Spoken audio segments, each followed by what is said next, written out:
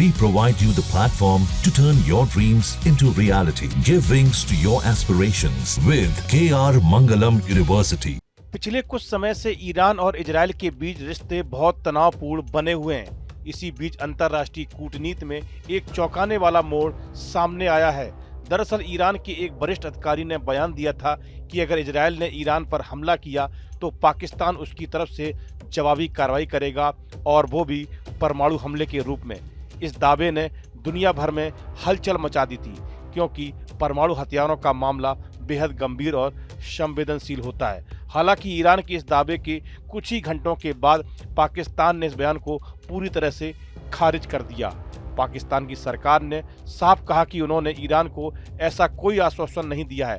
उन्होंने कहा कि पाकिस्तान की विदेश नीति स्पष्ट है, वो किसी भी देश के सैन्य गठबंधन में नहीं है और वो शांति और क्षेत्रीय स्थिरता में विश्वास रखता है।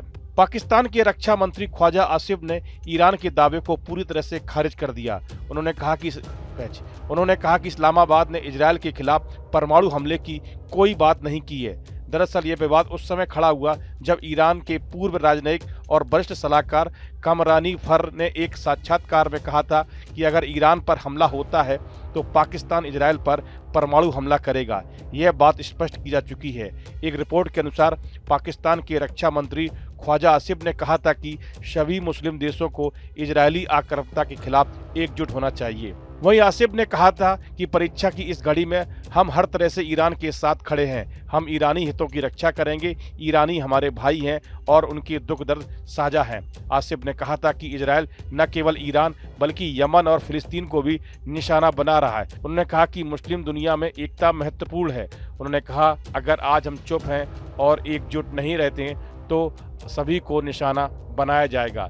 इस्लामी राष्ट्रों में पाकिस्तान इकलौता देश है जिसके पास परमाणु बम है। इस घटना से दो बातें साफ होती हैं। पहली, ईरान इजरायल तनाव अब इतने स्तर पर पहुंच गया है कि दूसरे देश भी इसमें घसीटे जा रहे हैं। और दूसरी, पाकिस्तान ने स्पष्ट कर दिया है कि वह इस लड़ाई में नहीं पड़ना चाहता और उसकी परमाणु नीति पूरी तरह रक्षा पर आधारित है, न कि आक्रामकता पर।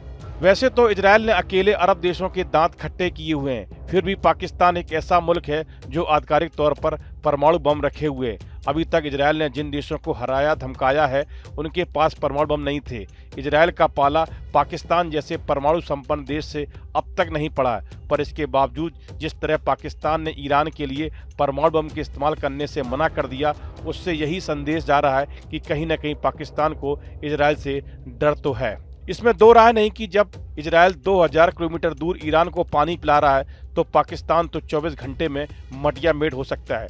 पाकिस्तान को एक बात की और चिंता हो सकती है कि इजरायल 1980 की तरह कहीं एक बार फिर उसके परमाणु बमों को छीनने की योजना ना बना ले।